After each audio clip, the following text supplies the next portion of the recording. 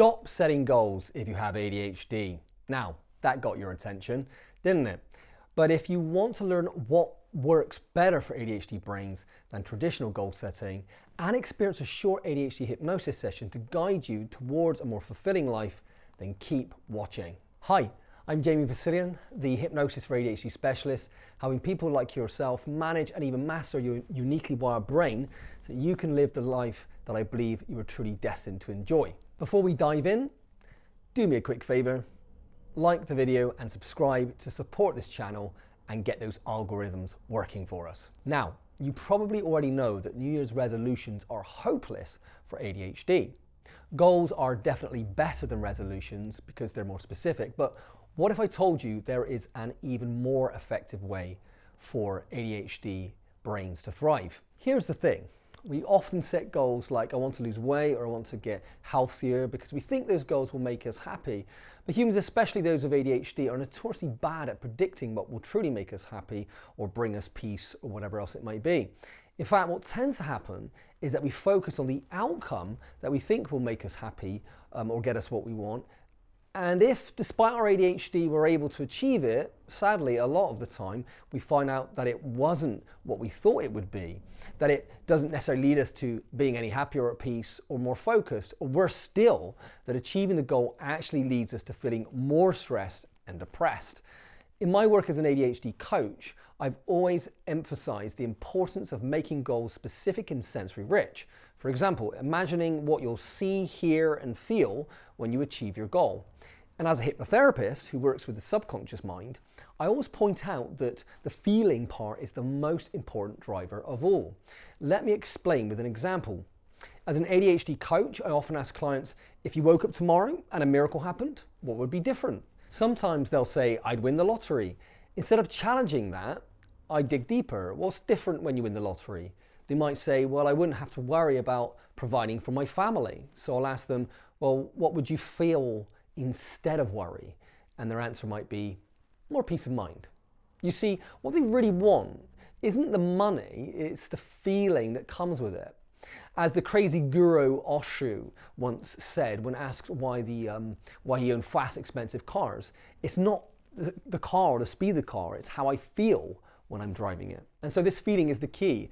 We're not motivated by the thing itself, like £1 million sitting in the bank or piled up in your living room. It won't excite us, well, not for long anyway. It's about what the thing allows us to do and, more importantly, how it makes us feel. When we focus on the feeling, our subconscious mind naturally moves us towards what we think will bring us that feeling or even something better than we originally imagined. So forget traditional goal setting, thinking about what you want and how you'll get there, but instead ask yourself, how do I want to feel? Start there instead and let your subconscious guide you towards a life you truly desire. Now, we're not going to end with the feeling, of course not. The whole point of today's teaching is that we can turn things on their head, start with the feeling first, and then from that, focus on the feeling, just let your mind come up with a simple action step that you can take, preferably one tiny habit that you can do regularly, better still daily, that will help you move further towards that feeling that you wish to experience more of in your life. Now, with this new habit, the easiest way to do this is to practice what we call habit stacking or pairing. In other words, you choose some habit that you're already doing, such as, cleaning your teeth, and then you add the new habit to the old one. For example, if my habit was moving me towards feeling healthier, then the new habit could be when I clean my teeth, I then do 10 push-ups, for example. That's just an example. And note that the formulation there is when I do X, then I do Y. Okay, so now that you understand that, I invite you to join me in a simple guided meditation to help you experience and do exactly that. If it helps you to focus more inwardly, then you might want to close your eyes now. Take a deep breath in through the nose and breathe out slowly through the mouth. Letting go. That's it. Just let yourself drift inward and relax. That's right.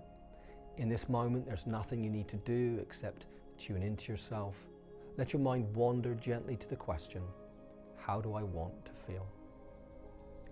Do you want to feel more peaceful, happier, more focused, perhaps lighter, calmer, more confident? Whatever it is, take a moment to connect with that feeling inside. Imagine it filling you up. Breathe it in deeply, letting it expand through your body with every inhale. Now, holding on to that feeling, ask yourself, if I felt this way, if I truly embodied this feeling, what would be different in my life?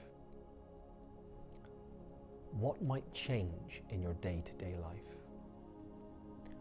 What would you stop or do less of? And what would you do more of instead?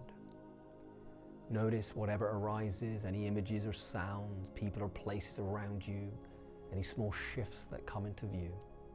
And most of all, be guided along by the feeling. And then let yourself explore one more question. What small thing could I start doing today to move towards that feeling, more of that feeling? Maybe it's a habit, an action, a thought, something simple yet meaningful that aligns with how you want to feel. As you hold this idea in your mind, imagine yourself doing it.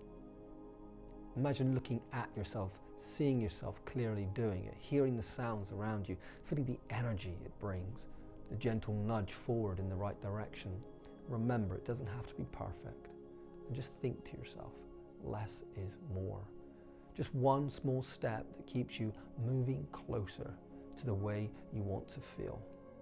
Now, take another deep breath, anchoring that feeling and your intention deep inside. Know that you have the power to create this shift, one choice at a time, one step at a time. And when you're ready, gently open your eyes, bringing back this clarity and calm focus. You're already moving in the direction of what you truly want to feel. Excellent and well done. I hope that you found this exercise helpful and you enjoyed today's video.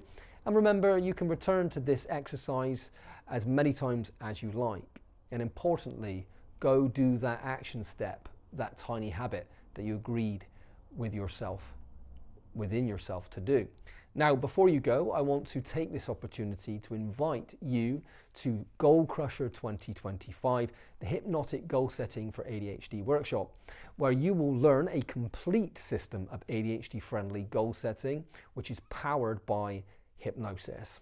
So if that interests you, then be sure to check out the link below this video for this upcoming event, and I'll see you there. And if you enjoyed this video and want more help with managing and mastering your ADHD generally, then be sure to subscribe and stay in touch.